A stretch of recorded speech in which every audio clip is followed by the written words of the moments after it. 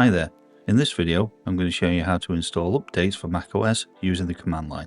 The updates that can be installed include, but aren't limited to, security updates, Xcode tools updates, and all the way up to a new version of macOS.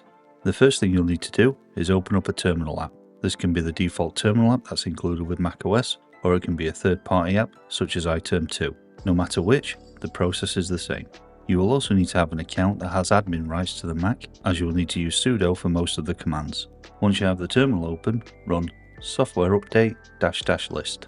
You can also use -l instead of --list, as both of these commands do exactly the same thing, which is to check if there's any updates available and show you what they are. Throughout this video, I'll just stick to using the -- version of the command switches. As you can see, there are two updates available for my Mac, one for Xcode tools and another to upgrade to macOS 26.4. Let's just break down what the output means. The label is the name of the update and acts as the source identifier for the update. You would use this to install the update if you just wanted to install it on its own, which I'll cover shortly. The title is a shorter name, then there's the version number, the size in kibibytes, a recommendation that it should be installed, and finally, an action that indicates a restart of the Mac will need to be performed to apply the update if required. If not, that will not be shown, as is the case with Xcode tools. Now, let's take a look at what options are available to install the updates. First, if you just want to download an update, perhaps to install it at a later time when it's more convenient for you, you can run sudo software update --download followed by the name of the update in quotation marks. I'm not going to run it, as I'm just going to do the update instead. There are two ways that updates can be installed, either individually by specifying the label of the update, or all of them if there are multiple available. As I've got two to install, I'll install the macOS 26.4 update on its own first, as that is needed for Xcode tools to be installed. To do that, I'll run sudo software update --install and then the label for the macOS 26.4 update. I'll press enter my password. You can see it's found it. I'll enter the password again, and we can see it's downloading. Now, optionally, you can also add on --restart to have the Mac reboot after the update is installed, and you can also use --verbose to get more information during the installation of the updates.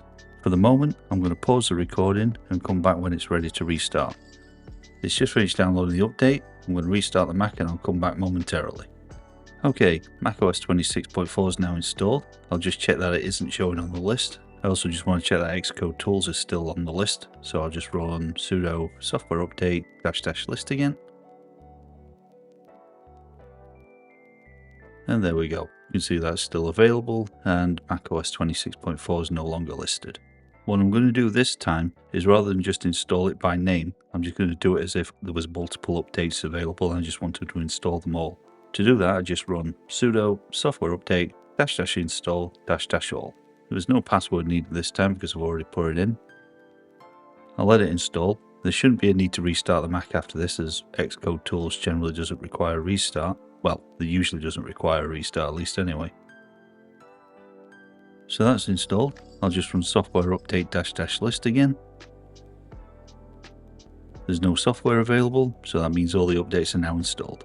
Now, I've only just covered a small subset of what you can do with this tool, but there is other options available for installing updates, which you can find by running software update --help. It'll just give you an idea of what's available in the tool. The last thing that I want to show you that I think is useful is the history of what's been installed so far. To do that, just run software update --history. This just shows you what updates have been installed, the version, and the date they were installed on. This covers updates that were installed via the software update CLI tool, as well as the software update section in system settings. And that's it for this video. If you got value out of this, please like, subscribe, and turn on the notification bell to know when I release another video. If you would like to see some more macOS tips and tutorials like this, I have a playlist with more here on the left, and on the right, there's a video that YouTube thinks you might like. Thanks for watching, and I'll see you next time.